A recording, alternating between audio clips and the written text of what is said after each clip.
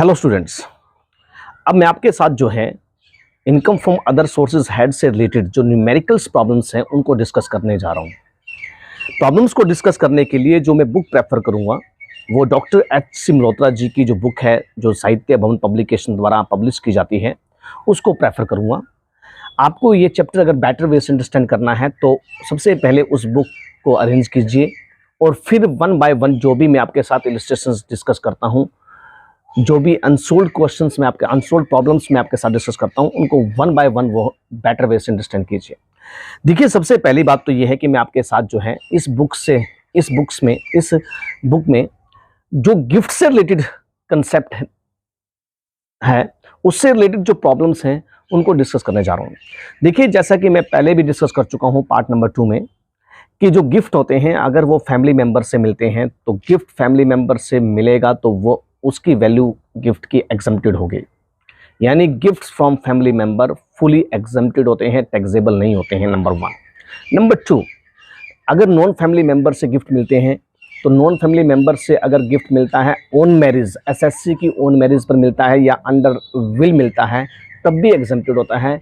But अगर non family member से gift जो है एसएससी को अदर ओकेजन्स पर मिलता है, यानी ना तो मैरिज के समय मिला है और ना ही अंडर विल मिला है, तो ऐसे सिचुएशन में वो जो गिफ्ट्स मिले हैं उसको प्रीवियस ईयर में नॉन फैमिली मेंबर से, उन सभी गिफ्ट्स की जो वैल्यू है अगर वो 50,000 तक है तो वो एग्जम्प्टेड होंगे गिफ्ट्स।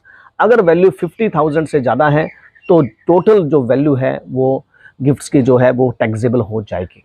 और जब देखिए, गिफ्ट्स को लेने के दो तरीके होते हैं, एक तो होता है without consideration non family member से, एक होता है विद कंसिडरेशन। अगर विदाउट कंसिडरेशन जो है नॉन फैमिली मेंबर से गिफ्ट जो है रिसीव किए जा रहे हैं एसएससी द्वारा तो जो उन सभी की वैल्यू जोड़ी जाती है।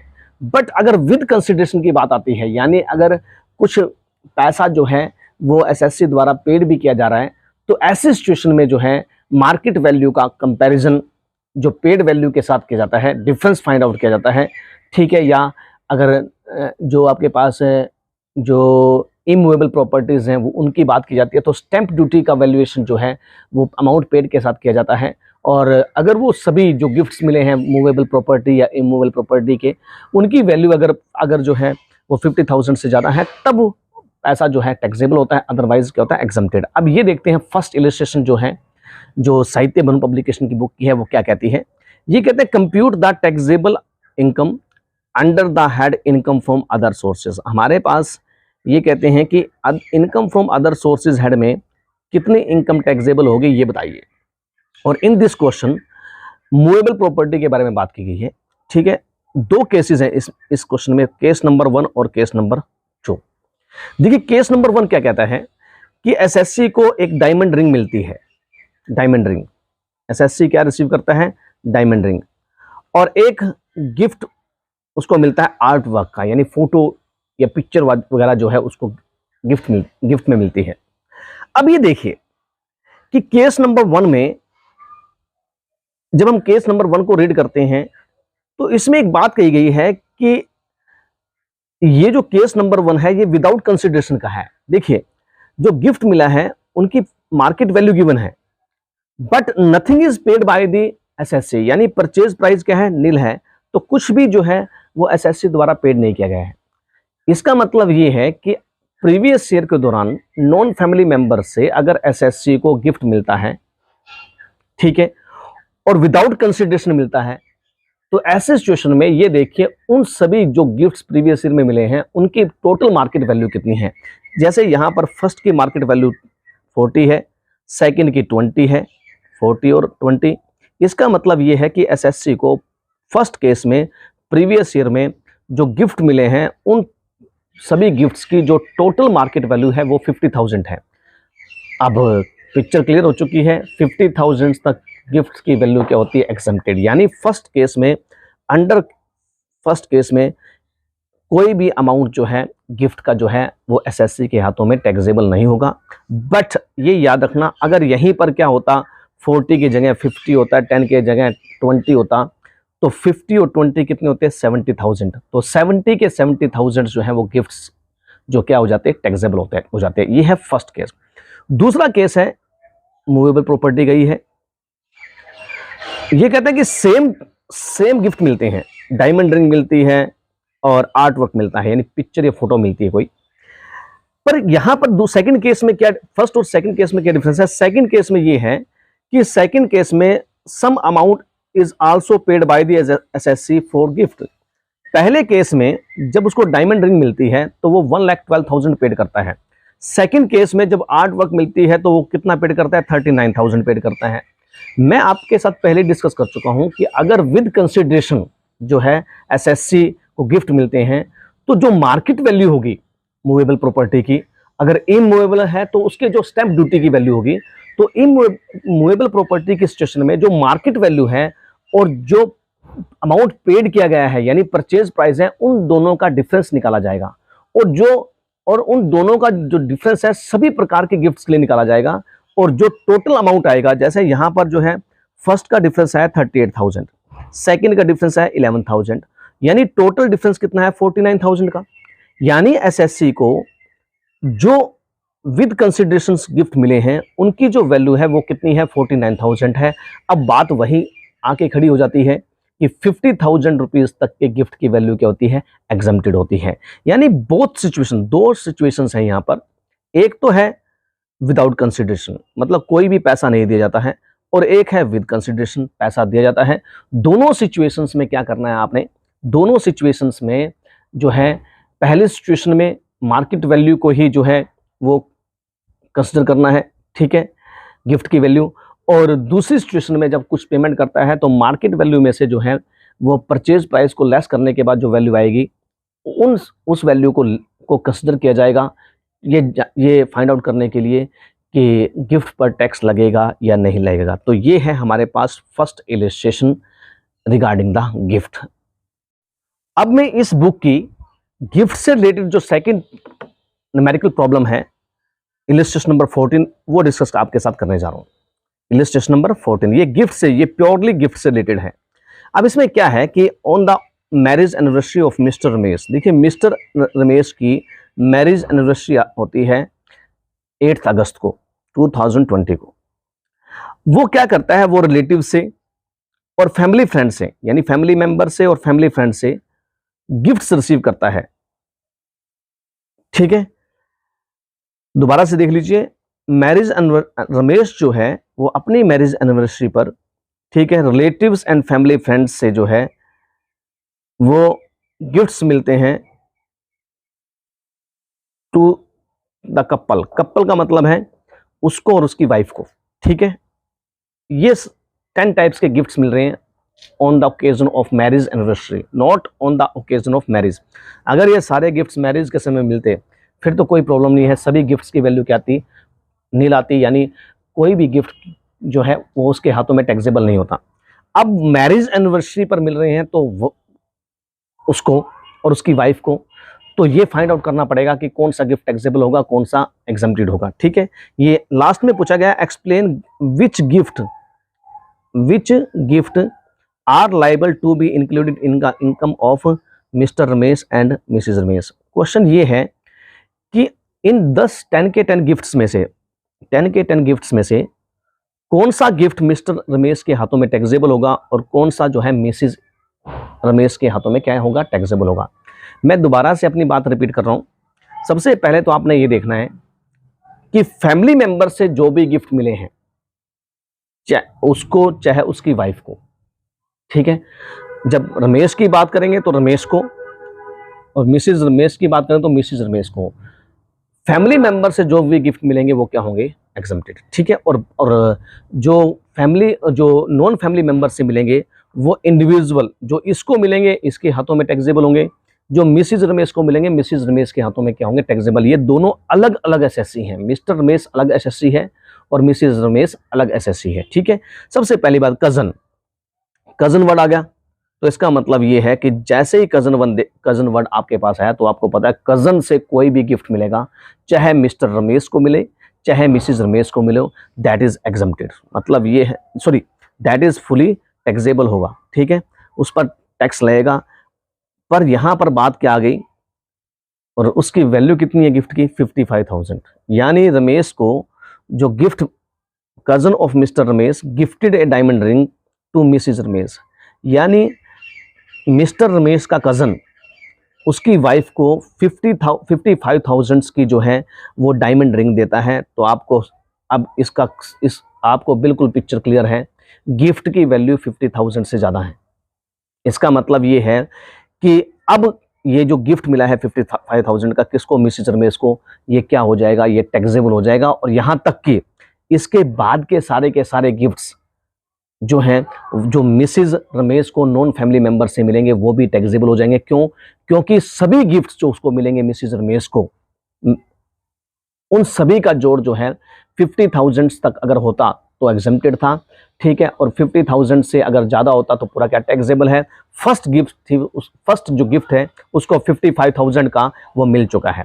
उसके बाद है cousin of Mrs Ramesh. Second में क्या होता है, मिसिज रमेश का कजन, मिसिज रमेश मतलब रमेश की पत्नी का कजन मिस्टर रमेश को, cousin of missus gifted ₹31,000 to her. Missus यानी उसकी पत्नी का कजन उसको ही गिफ्ट देता है, उसकी पत्नी को, तो वो सीधी सिंपल सी बात है, कजन गिफ्ट दे रहा है 31,000 का दे रहा है, तो ये भी क्या हो जाएगा, टैक्सेबल हो जाएगा, ठीक है। उसके बाद है मैटरनल अंकल। देखिए मैटरनल अंकल फैमिली मेंबर होता है, सीधी सिंपल सी बात ये। अब मैटरनल अंकल फैमिली मेंबर होगा तो ध्यान रखना कि आपके पास जो है, अगर मैटरनल अंकल जो है फैमिली मेंबर है, तो चाहे मिस्टर रमेश को गिफ्ट मिले चाहे मिसिज रमेश को गिफ्ट मिले, ये गिफ्ट जो है पूरा का पूरा क्या होगा, एग्जम्प्टेड हो जाएगा, पूरा का पूरा क्या होगा, एग्जम्प्टेड होगा। उसके बाद फादर इन लॉ, देखिए फादर इन लॉ से गिफ्ट मिलेगा, ठीक है, चाहे मिस्टर रमेश को मिले अपने फादर इन लॉ से, चाहे मिसिज रमेश को मिले अपने फादर इन लॉ से, father in law family member होता है, ठीक है। इसका मतलब ये है कि यहाँ पर भी आगे पढ़ने की जरूरत नहीं है, जो भी गिफ्ट मिलेगा वो क्या होगा, एग्जम्प्टेड होगा। Father and mother of Ramesh, सीधी सिंपल सी बात है, फादर एंड मदर रमेश के माता पिता अगर उसकी वाइफ को कोई भी गिफ्ट देते हैं तो सीधी सिंपल सी बात है, उसकी वाइफ के हाथों में वो पैसा क्या हो जाएगा, एग्जम्प्टेड, क्योंकि मदर और फादर भी क्या होते हैं, फैमिली मेंबर होते हैं। उसके बाद है मिस्टर ए फैमिली फ्रेंड। हाँ भाई, फैमिली फ्रेंड है, फैमिली फ्रेंड जो है, ठीक है, नॉन फैमिली मेंबर में आता है। अब देखो गिफ्ट किसको दे रहा है, ये दे रहा है मिसिज रमेश को गिफ्ट दे रहा है 21,000 रुपये का, तो टैक्सेबल हो जाएगा। मिसिज रमेश के हाथों में क्या होगा, टैक्सेबल हो जाएगा, ठीक है, क्योंकि फैमिली मेंबर नहीं होता फैमिली फ्रेंड, ठीक है। उसके बाद एक और है मिस्टर बी, ये फैमिली फ्रेंड है, ये मिस्टर रमेश को दे रहा है गिफ्ट 31,000 रुपये का, 31,000 का। ये देखो अब तक फर्स्ट 7 में मिस्टर रमेश को कितने गिफ्ट मिले हैं जिन पर टैक्स लगा है। अगर हम देखें तो ये आपके पास जो है मिस्टर रमेश को cousin of mister missus Ramesh gifted ₹31,000 to her, उसको दे रही थी, ठीक है। अब उसके बाद है मैटरनल अंकल, ठीक है, फादर इन लॉ, ठीक है, रमेश। ये देखो आप, पहला गिफ्ट मिला मिसिज रमेश को 21,000 का, यानी 6 नंबर पर, ठीक है। उसके बाद है जो है, अब ये देखिए आपके पास अब तक मिस्टर रमेश को कोई गिफ्ट नहीं मिला है, यानी अभी मिस्टर रमेश को जो गिफ्ट मिला है टैक्सेबल अमाउंट के लिए वो मिला है 31,000 का, यानी 31,000 रुपये का अब तक गिफ्ट मिला है किसको, मिस्टर रमेश को। अगर मिस्टर रमेश को मिलने वाले गिफ्ट्स की वैल्यू 10 तक जब पढ़ेंगे, अगर 50,000 से ज़्यादा होगी तभी ये टैक्सेबल होगा, अदरवाइज 31,000 क्या हो जाएंगे, एग्जम्प्टेड हो जाएंगे, ठीक है। देखते हैं सिस्टर इन लॉ, ये भी फैमिली मेंबर होती है, सिस्टर इन लॉ, ठीक है। सिस्टर इन लॉ जो है चाहे हस्बैंड के लिए हो चाहे वाइफ के लिए हो, दोनों फैमिली मेंबर होते हैं, यानी सिस्टर इन लॉ से जो भी गिफ्ट मिलेगा एग्जम्प्टेड होता है, ठीक है। अब सन से, बेटे से कुछ भी गिफ्ट मिलेगा तो वो भी क्या होता है, एग्जम्प्टेड होता है। मेरे कहने का मतलब ये है कि यहाँ पर अगर देखा जाए मिस्टर रमेश को एक ही गिफ्ट मिला है नॉन फैमिली मेंबर से 31,000 का, इसका मतलब ये 50,000 50,000 तक है, तो 31,000 जो है पूरे के पूरे क्या हो जाएंगे, एग्जम्प्टेड हो जाएंगे, ठीक है। उसके बाद जो उसकी गिफ्ट नंबर जो आपके पास थर्ड है, फोर्थ है, फिफ्थ है, 8th 9th एंड 10th, ये सारे के सारे रिलेटिव से मिल रहे हैं तो एग्जम्प्टेड हो जाएंगे, ठीक है। और मिसिज रमेश को जो है एक तो 51,000 का गिफ्ट मिला था, ठीक है, और उसके बाद जो है 31,000 का गिफ्ट मिला था मिसिज रमेश को, ठीक है। उसके बाद जो 51,000 रुपये का अलग से गिफ्ट मिला था, तो ये सारा का सारा पैसा क्या हो जाएगा, मिसिज रमेश के हाथों में क्या हो जाएगा, टैक्सेबल हो जाएगा। तो ये था आपके पास एक क्वेश्चन, एक प्रॉब्लम जिसमें हस्बैंड और वाइफ के बारे में बात की थी। हस्बैंड्स को, मिस्टर रमेश को कुछ गिफ्ट्स मिल रहे हैं और मिसिज रमेश को अलग से कुछ गिफ्ट्स मिल रहे हैं। तो क्वेश्चन ये था कि मिस्टर रमेश के हाथों में जो है वो कौन कौन से गिफ्ट्स जो है टैक्सेबल होंगे, और मिसिज रमेश के हाथों में जो है वो कितना पैसा जो है गिफ्ट्स का क्या होगा, टैक्सेबल होगा। हेलो स्टूडेंट्स, अब गिफ्ट से रिलेटेड इसी बुक का एक क्वेश्चन है, इलस्ट्रेशन नंबर 20, उसको मैं आपके साथ डिस्कस करने जा रहा हूँ। कंसेप्ट वही जो है जो हमने थ्योरेटिकल पोर्शन में पढ़े थे, जो फर्स्ट 2 क्वेश्चन में हमने डिस्कस किए हैं, वही कंसेप्ट यहाँ पर लागू होंगे। देखिए, मिस्टर कमल है, उसको प्रीवियस ईयर में कुछ गिफ्ट्स मिलते हैं। अब हमने ये बताना है कि इनमें से कौन सा गिफ्ट जो है टैक्सेबल होगा, कौन सा नहीं, ठीक है। और लास्ट में कंक्लूजन फॉर्म में टोटल सभी गिफ्ट्स का पैसा जो है जब इकट्ठा कर लिया जाएगा तो वो टैक्सेबल होगा या नहीं होगा, ठीक है। पहली बात देखिए, उसको स्पाउस से मिला है, तो आपको पता है स्पाउस जो है फैमिली मेंबर होते हैं, ठीक है। पति को पत्नी से या पत्नी को पति से अगर कोई गिफ्ट मिलता है तो वो एग्जम्प्टेड होता है, यानी ये 50 के 50,000 रुपीज़ एग्जम्प्टेड हो जाएंगे, टैक्सेबल नहीं होंगे, पहली बात, ठीक है। फ्रेंड से मिलता है, अब फ्रेंड से मिलता है तो टैक्सेबल होगा, और आपको पता है कि इसका अमाउंट कितना है, 1 लाख रुपीज़, ये 50,000 रुपीज़ से ज़्यादा है। इसका मतलब ये है कि ये गिफ्ट भी जो फ्रेंड से मिला है, और आने वाले वक्त में इनमें से जो रिमेनिंग गिफ्ट्स हैं, अगर उनमें से भी कोई गिफ्ट नॉन फैमिली मेंबर से मिलता है तो वो टैक्सेबल हो जाएगा। देखने की ज़रूरत नहीं है, क्योंकि यहाँ पर ये जो गिफ्ट है वो 50,000 रुपीज़ का जो अमाउंट है वो क्रॉस कर चुका है, ठीक है। थर्ड है अनदर फ्रेंड किसी भी फ्रेंड से मिलेगा, टैक्सेबल होगा। इसका मतलब ये कि 1 लाख रुपये और 56,000, ये दोनों गिफ्ट जो हैं वो उसके हाथों में क्या होंगे, टैक्सेबल होंगे, ठीक है। उसके बाद है फ्रॉम ब्रदर से जो गिफ्ट मिलता है, ब्रदर फैमिली मेंबर में आता है, आपको पता है ब्रदर से जो गिफ्ट मिलेगा वो क्या हो जाएगा, एग्जम्प्टेड, ठीक है। रिसीव्ड बाय विल, वसीयत के रूप में नॉन फैमिली मेंबर से जो भी गिफ्ट मिलेगा वो भी क्या होता है, एग्जम्प्टेड होता है, हम बार बार डिस्कस कर चुके हैं, ठीक है। From A friend own marriage, उसकी खुद की मैरिज थी मिस्टर कमल की, मिस्टर कमल को अपनी मैरिज पर किसी से भी गिफ्ट मिलेगा, चाहे फैमिली मेंबर है चाहे नॉन फैमिली मेंबर है, तो वो क्या होगा, एग्जम्प्टेड, यानी 60,000 रुपीज़ भी क्या है, एग्जम्प्टेड है। फ्रॉम फादर्स फ्रेंड, फादर का जो मित्र है वो फैमिली मेंबर नहीं होता है, इसलिए जो गिफ्ट मिलेगा वो क्या हो जाएगा, टैक्सेबल, ठीक है। उसके बाद है रिसीव्ड हाउस प्रॉपर्टी। अब आपको पता है हाउस प्रॉपर्टी जो है वो इमूवेबल प्रॉपर्टी होती है, और हाउस प्रॉपर्टी में का वैल्यूएशन करने के लिए अगर विदाउट कंसिडरेशन है तो स्टैंप ड्यूटी, अगर विद कंसिडरेशन है तो स्टैंप ड्यूटी में से जो अमाउंट पेड किया है वो वैल्यू कंसिडर की जाती है, ठीक है। अब ये कहता है विदाउट कंसिडरेशन है और स्टैंप ड्यूटी की वैल्यू कितनी है, 15 लाख, यानी 15 लाख रुपए जो है इस क्योंकि विदाउट कंसिडरेशन है, तो विदाउट कंसिडरेशन अगर कोई भी इमूवेबल प्रॉपर्टी मिलती है तो जो भी उसकी स्टैंप ड्यूटी की वैल्यू होगी वही उस गिफ्ट की वैल्यू मानी जाएगी। यानी इस क्वेश्चन में जो पहला गिफ्ट है वो भी एग्जम्प्टेड है, वो एग्जम्प्टेड है। Second gift, third gift taxable है, ठीक है। उसके बाद जो है फादर के फ्रेंड से जो मिला है वो भी टैक्सेबल है, और जो फ्रेंड से आपको इमूवेबल प्रॉपर्टी मिली है वो भी क्या है, टैक्सेबल है। तो ये हमारे पास थे 3 क्वेश्चंस जो रिगार्डिंग द गिफ्ट्स। जब भी हम अदर प्रॉब्लम डिस्कस करेंगे उनमें भी बीच बीच में ये कंसेप्ट आएंगे, पर ये 3 इलस्ट्रेशन ऐसी हैं जो स्पेसिफिकली जो है वो फंड क्लियर करती हैं कि how the treatment of the gifts will be made in case of computation of taxable income under the head of income from other sources. Thank you.